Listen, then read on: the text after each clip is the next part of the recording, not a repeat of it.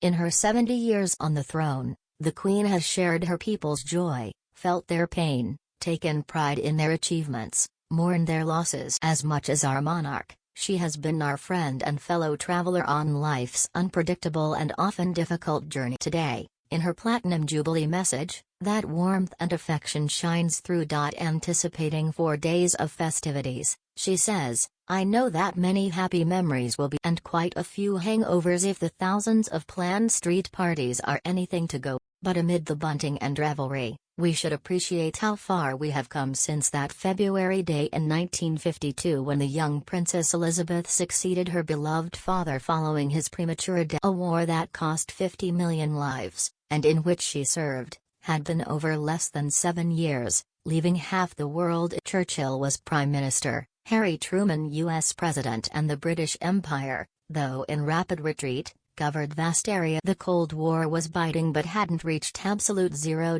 Chairman Mao was still limbering up for his fateful great. The names of Castro, Kennedy, Guevara and Khrushchev were yet to explode on the world stage. Suez, Cuba and Vietnam were merely names on a map.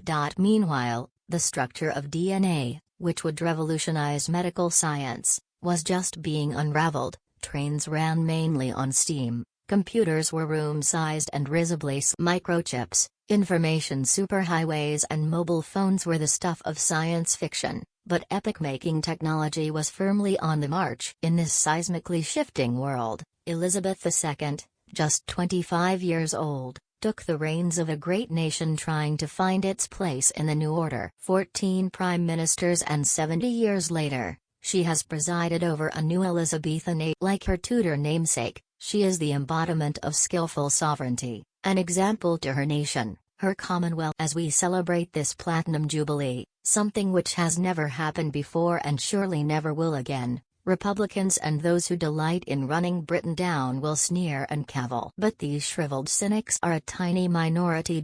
Those with open hearts and minds will see it as a moment for reflection, gratitude and, of course, an enormous ease. The Queen's birthday honors typify the spirit of this people's jubilee. There are fewer vacuous celebrities and buggins-turned-bureaucrats than usual and far more of the everyday heroes who really make this country what it is. Scientists who helped us through the worst pandemic in a century, consular staff who worked frantically to evacuate our people from Kabul as their Whitehall bosses, charity workers, legal campaigners and 11-year-old twins who raised almost £50,000 for the NHS and medical charity. They are the people who prove this is fundamentally a nation of compassion and, like so many of her subjects, the Queen has had her share of family heartache. The Duke of Edinburgh's passing after 73 years of marriage was a grievous loss, and Prince Andrew's disgrace means he is sidelined from official celebrations. But Her Majesty has offered an olive branch to her intemperate grandson Harry and wife Meghan and is expected to meet their baby Lilibet,